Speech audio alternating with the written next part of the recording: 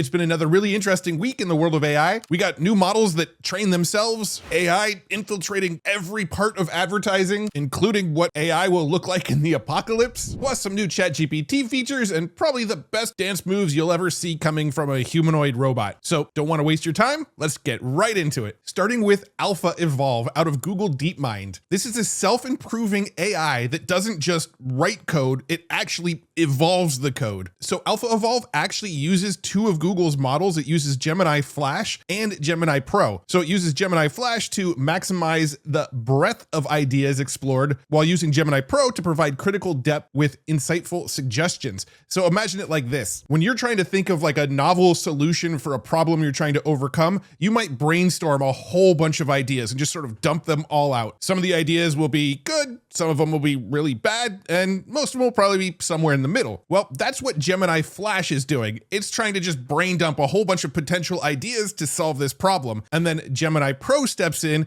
to better evaluate the ideas and figure out which ones are actually potential solutions to the problem they're trying to solve. AlphaEvolve verifies, runs, and scores the proposed programs using automated evaluation metrics. These metrics provide an objective, quantifiable assessment of each solution's accuracy and quality. Google DeepMind has actually been using AlphaEvolve internally to help optimize things like their data center, their TPU circuit design, and even to train the Gemini models. AlphaEvolve is also able to propose new approaches to complex mathematical problems. It was actually able to discover multiple new algorithms for matrix multiplication. It found an algorithm to multiply 4x4 complex valued matrices, and the previous best known algorithm for this specific mathematical problem was created back in 1969. So it found a better way to solve a math problem where no better way has been found in 56 years. So what makes this AlphaEvolve so particularly special is that it's actually inventing new methods of solving problems as opposed to just using methods that were already known and sort of scraped from the internet. This to me feels like a pretty big breakthrough. And they actually announced this the week before Google I/O. And if something this big was announced before Google I/O, it's really got my wheels turning on what they're actually going to announce at Google I/O next week. Along similar lines, a new research paper came out this week from Tsinghua University, Beijing Institute for General Artificial Intelligence, and Penn State called Absolute Zero, Reinforced Self-Play Reasoning with Zero Data. This is actually a new method of training AI models without needing to give it data. If we read the abstract here, in a hypothetical future where AI surpasses human intelligence, tasks provided by humans may offer limited learning potential for super intelligent systems. So they're basically saying once the AI is super intelligent, humans are going to be too dumb to further train it.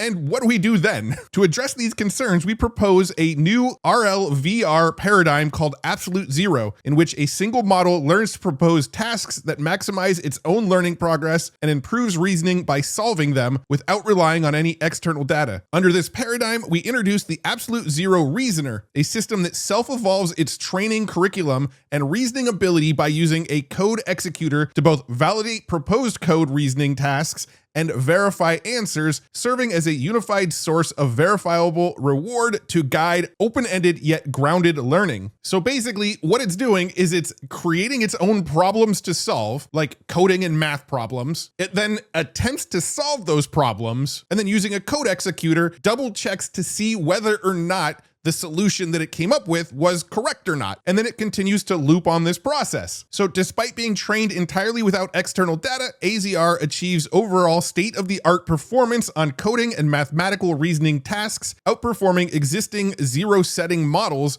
that rely on tens of thousands of in-domain human-curated examples. One thing to keep in mind, this is really gonna only be good at math and code. So anybody out there going, oh, this is how we get to AGI? Well, not really. For something to be an AGI, it would have to have sort of world knowledge and be able to solve any types of problems, not just math and coding. For example, a model like this, you're not gonna be able to go and ask it for business advice and have it explain to you like ChatGPT would on the best next steps to take. You're not going to be able to ask it about world history or current events or things like that. This specializes in creating math and coding problems, solving the problems that it creates, and then using a code executor to double check to see if the way it solved the problem actually worked. Pretty much anything outside of that domain, it's not going to work for. But what's interesting about this is that there is a lot of controversy out there about AI writing code, but then people being frustrated because the only reason that AI knows how to write code is because it sort of learned on everybody else's code that was trained into the original model. Well, with research like this is no longer going to be the case. This is able to figure out and write new code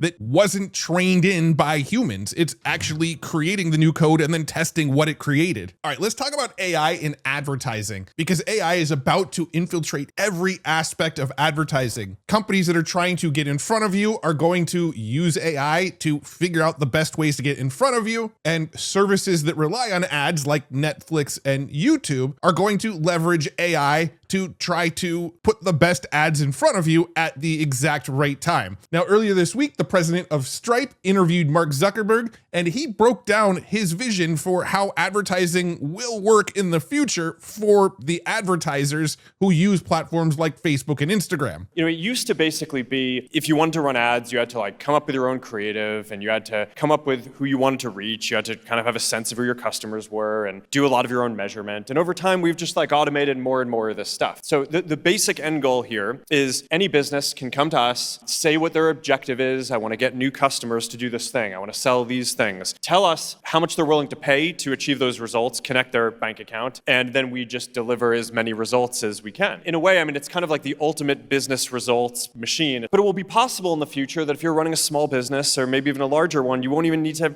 have to start off with a creative. Maybe you can, maybe you'll get better results. You could just come with a goal and how much that's worth to you, and we'll just kind of deliver results across our platform. Now, I did cut out a few things from that clip just to kind of speed up the pace of it, but I promise I didn't take away any of the context of the clip. But basically, the idea here is if you have a business that's trying to generate sales, you'll be able to go to Facebook and say, this is what my business is, go get me more sales. It will likely go and create the ad for you, figure out the targeting for you, and just continually optimize your ad for you to get you that result. Maybe you're trying to grow an email list. You can tell it, I need more emails. It will go and do all of the process of creating the ads for you. You just give it the result you're going for, give it some money, and it will go out and exchange that money for that result using AI to continually optimize for you. As somebody who's constantly trying to grow a newsletter, Future Tools newsletter, that's actually something I'm fairly excited to try. Now, when it comes to the platforms that we consume content on, we're about to see sort of an overhaul in what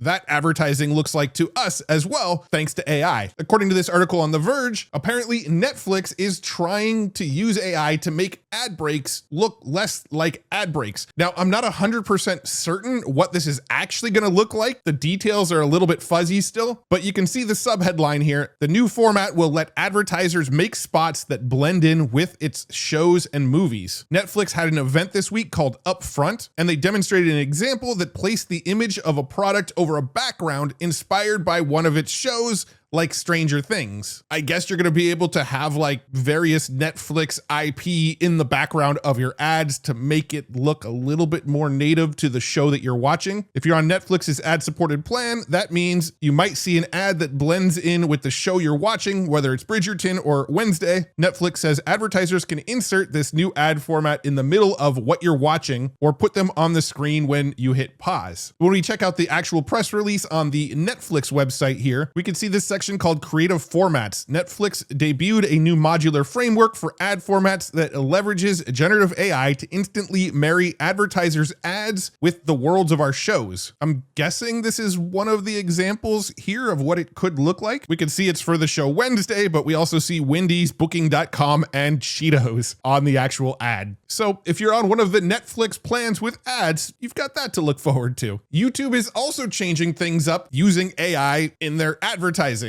YouTube's trying to optimize the placement of the various ads using AI. They had an event this week called Brandcast where they made a few announcements, and one of the announcements was Peak Points, a new product built with Gemini that identifies the most meaningful or peak moments within YouTube's popular content to place your brand where audiences are the most engaged. So essentially what this is telling me is that right when your YouTube video is getting really good, right at that moment where people are sort of leaning in, excited to hear what you're gonna say next, they know you're not gonna click away at that point because you're into it, you're invested. And right at that point, boom, that's where the ad's gonna show up. I don't know if that's exactly what's gonna happen, but that kind of seems like what they're gonna do is they're gonna wait till you're very, very invested in the show and then put those ads in those moments once they know, all right, they're not leaving because they need to see what happens next. And since we're talking about ads, I need to share this. Pika this week put out an ad promoting their platform and, well, just check this out. I'm not gonna play it with audio because I'm sure the music's copyrighted, but you'll still get the idea. So the ad shows this person basically Pikifying everything. They're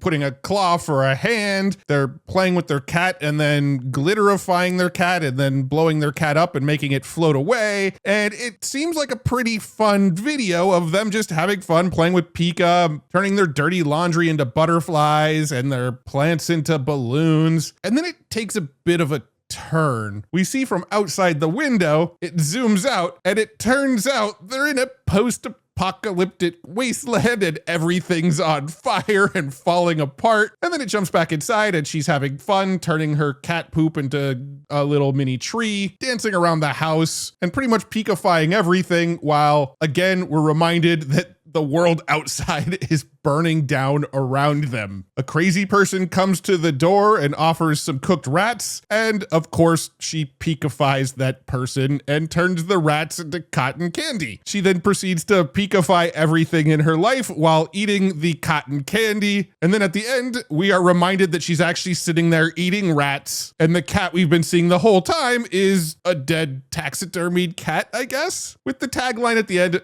"Everything is terrible." No, it's not. So I'm really curious. What do you think of Pika's new ad? Let me know in the comments. I think this one is really interesting. And I think some people are going to have some hot takes on this one. We got some fun new toys to play with this week. ElevenLabs released their SB1 Infinite Soundboard. It's a soundboard, drum machine, and endless ambient noise generator all in one. Describe the sound effects you want to hear, then SB1 will generate them using our text to sound effects model, and then it turns it into a little pad that you can play with. So if you head over to elevenlabs.io/sound effects/soundboard, and there's a whole bunch of preset sound effects in here like thunder, crickets, waves.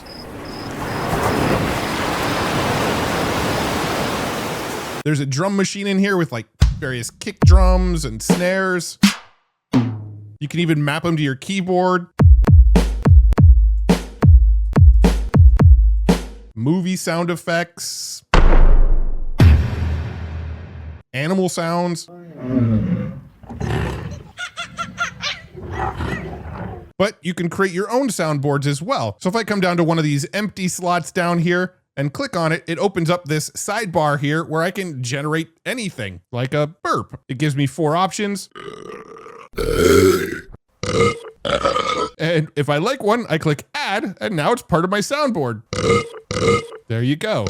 So just a fun little AI-enabled toy to play around with, and it's seemingly free to use too. Stability AI and ARM collaborated to release Stable Audio Small. This Stable Audio Open Small is an audio generator that can do, sound effects and, short song sort of sound bites, but it's so small that you can actually run it on a mobile phone. And they also open sourced it, put all the weights up on Hugging Face, put all the code up on GitHub, so anybody can use it, play with it, build off it, iterate, do whatever they want with it. And I actually did find a Hugging Face space that shows off what it's capable of. I don't know who named it, and I don't know who picked these examples, but I tested the prompt sad trombone, and here's what that sounds like.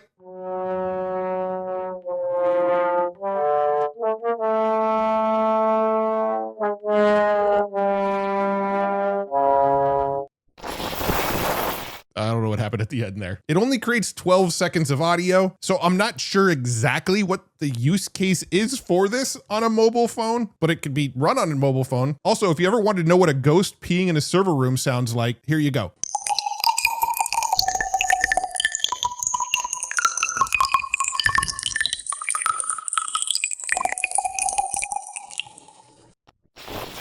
I'm thinking maybe that end was a zipper. I don't know. We got a couple of updates with ChatGPT this week. The GPT 4.1 model, which previously was only available in the API. So you're able to build software and leverage it with your software, and you were able to use it in the various coding apps like Cursor and WindSurf and things like that. But now that model is available directly inside of ChatGPT if you're on one of their paid plans. Now 4.1 excels at code. So if you want to have it write code directly inside of ChatGPT for you, that's really going to be the main selling point of 4.1. Now, if we head over to ChatGPT, in order to access this new 4.1, again, on the paid plans, you'd come up to the top left, and under more models, you can actually see GPT 4.1.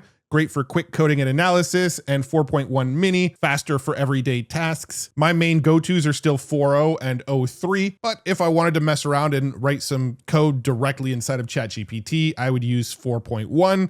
Although if I am writing code, I'm usually using something like WindSurf or Cursor. OpenAI also rolled out a feature inside of ChatGPT where you can export documents as PDFs after doing deep research, and the formatting is all dialed in and it's really nice. So for example, here's some deep research that I did on a timeline of major AI advancements. If I click on this little share button at the top of my response here, you can see it pops up this window where I can either share the link or download a PDF. And of course, it gives us a nice, well-formatted PDF directly from ChatGPT now. If you're a fan of using WindSurf, for the most part, you would typically use an existing model from one of the major providers, Cursor 3.7, Gemini 2.5 Pro, ChatGPT 4.1, something like that. Well, now WindSurf is actually rolling out their own model called SWE1. It's their first family of models optimized for the entire software engineering process. SWE1 is short for Software Engineer 1, and it's got 3 models: SWE1, which is approximately Claude 3.5 Sonnet level, SWE1 Lite, and SWE1 Mini. Now, I'm imagining at the moment, something like Claude 3.7 or Gemini 2.5 Pro are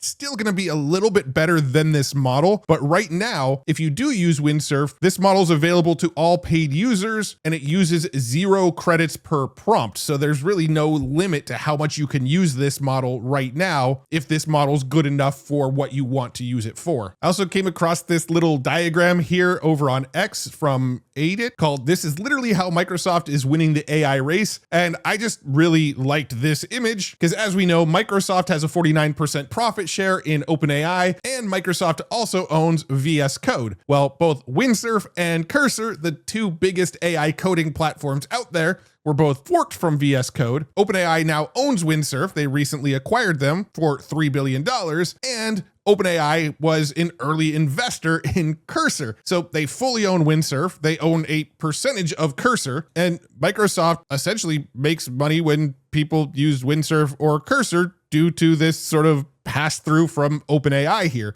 Now, VS Code is free and open source, so I don't know if Microsoft really makes money off of VS Code other than maybe some of the paid plugins for VS Code, if there even are paid plugins. But I don't really think Microsoft makes much off of VS Code, but it sounds like they're going to make something off of these various forks through their relationship with OpenAI. I just found that fascinating. All right, a few last rapid fire things here. If you're a fan of the Android ecosystem, pretty much everything in that ecosystem is about to get AI. There was an Android event this week where they made a bunch of different announcements about Android ahead of Google I/O next week, and they announced that Gemini is coming to the Wear OS smartwatches later this year, so you'll be able to have AI conversations directly with your smartwatch. It's coming to Android Auto, allowing for hands-free conversational assistance in the car. It'll be able to do things like summarize and translate your text messages for you. And if you're just bored on the drive, you can just chat about current events, or get a personalized news digest, or get an answer to any burning question on your mind while you're driving. It's also coming to TVs. Gemini will also be available on your Google TV later this year. It'll be able to help with TV recommendations, such as finding the best content to watch. And I assume you'll probably be able to just have conversations with your TV like you will with your car and your watch and your phone. And pretty soon we'll just be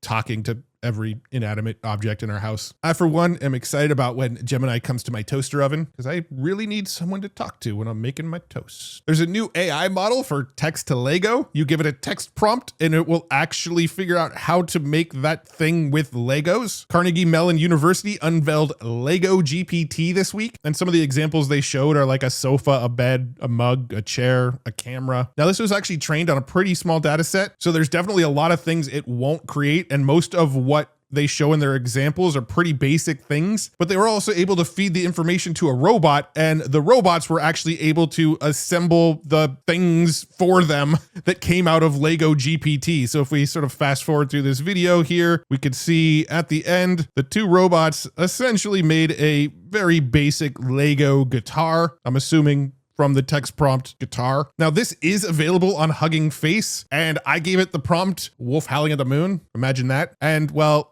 this is what it generated right here. So, but we can see here, the model is restricted to creating structures made of 1 unit tall cuboid bricks on a 20 by 20 by 20 grid. It was trained on a data set of 21 object categories: basket, bed, bench, birdhouse, bookshelf, bottle, bowl, bus, camera, car, chair, guitar, jar, mug, piano, pot, sofa, table, tower, train, vessel. So no like animals or really any sort of living objects. And we can see here, performance on prompts from outside of these categories may be limited. Now, if you do want to use this yourself, again, you can find it by searching out LegoGPT on Hugging Face, but I will warn you now, it is extremely slow. I gave it this Wolfe howling at the moon prompt, and it probably took a good 10 minutes before it gave me back this thing. But hey, it's the worst it's ever gonna be. I mean, it's pretty bad right now, but it's the worst it's ever gonna be. And finally, I promised you robots. We got robots this week. Elon on Twitter posted this video of a dancing robot, and we can see it's actually a pretty good dancer. I don't know if that is like teleoperated and somebody else is doing the dance motions and it's following along or what, but we can see in this video it's actually tethered to like this rail up here. And I came across this other video on Reddit here of the same Optimus robot, but this time no tether, and the video's a little bit longer. And we can see that this is actually 1x speed. So this isn't like a sped up video. This is actually how fast this robot moves in real time. And it's able to do all of these like really cool dance moves, and the motion that these robots can do is really, really quite impressive. And it doesn't actually need that tether that we were seeing in a previous screen. So pretty cool. I mean, I don't really know what the use case of dancing robots are, but it's really cool to see that robots are able to do that kind of motion now. They're just getting more and more human-like every single day, it seems like. But that's what I got for you this week. I think this week is sort of a calm before the storm week. Next week, I think is going to be absolutely insane. We have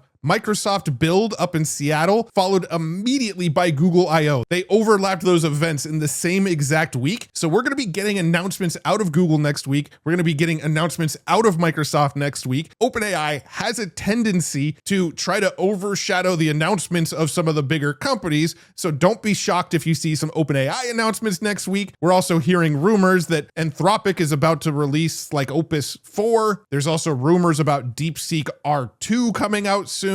Elon Musk promised that Grok 2.5 would be out like a week and a half ago, and we still haven't seen it yet. But all of this is kind of bubbling up, which means there's probably going to be a really big week next week. And well, really the rest of this month is probably going to be a ton of announcements. I'm going to be up in Seattle for Microsoft Build and then down in Mountain View for Google I/O. And if you want to stay looped in on all of the latest AI news that's coming out and really keep your finger on the pulse, make sure you like this video and subscribe to this channel, and I'll make sure that you stay looped in and more videos like this show up in your YouTube feed. Thank you once again for tuning in. I really, really appreciate you. If you want to find some really cool AI tools, check out futuretools.io. This is where I share all the cool AI tools I come across. Also, there is so much AI news every single week. I've started to really filter it down and only share the stuff that I think is really impactful or really quite interesting. But for all of the rest of the AI news, maybe the smaller little tidbits, you can check out the AI news page where I share it all, and it's updated every single day. So you'll still continue to be looped in on all the latest AI news. Again, that's futuretools.io. And of course, there's a free newsletter. So if you don't want to check into the website every day,